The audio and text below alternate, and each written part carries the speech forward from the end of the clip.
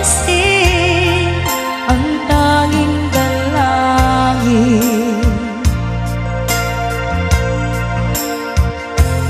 Bakit ang mga text mo ay laging binabasa ko